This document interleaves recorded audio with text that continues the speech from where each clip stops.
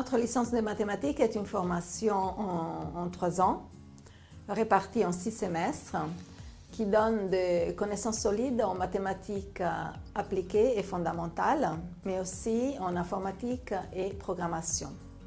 Et la formation est complétée par la préparation du certificat informatique et Internet C2I, par des TD d'anglais en petits groupes et aussi par un stage au tout dernier semestre, le 6e semestre.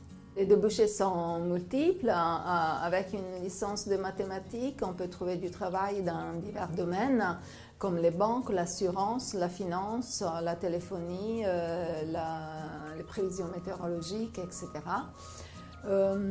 Après, on peut aussi envisager de poursuivre les études. Et dans ces cas, on peut s'inscrire dans une école d'ingénieur. La fac, c'est pas on rentre dans un univers et puis on est totalement délaissé de soi-même et puis on doit tout faire par soi-même. Non, évidemment, il y a des professeurs qui sont là, qui sont prêts à nous aider, qui sont vraiment la volonté et l'envie. C'est-à-dire qu'aucun professeur que j'ai connu jusqu'à présent ne m'a pas répondu à un mail ou n'a pas répondu à une de mes questions en fait.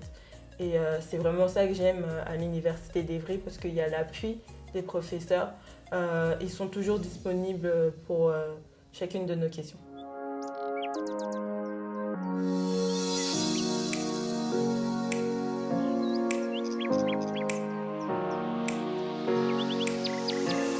C'est faire le lien entre un besoin métier et le retranscrire en solution informatique. Du coup, en quoi ça consiste au quotidien? C'est vraiment d'être à l'écoute du client, d'être à l'écoute de son problème et d'être capable de pouvoir le retranscrire de façon vulgarisée en informatique.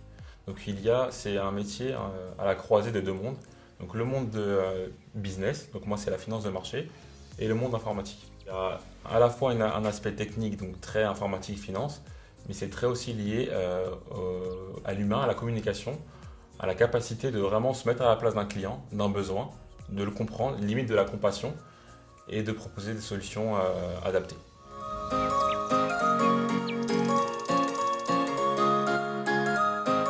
Comment réussir en maths?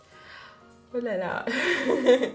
C'est beaucoup de rigueur, beaucoup de rigueur. Et de l'entraînement, c'est-à-dire que s'exercer, refaire les exercices, revoir toujours parce que pour pouvoir acquérir de ce qu'on reçoit, il faut s'entraîner. Et c'est vraiment le fait de revoir les TD, revoir les cours, apprendre toujours continuellement.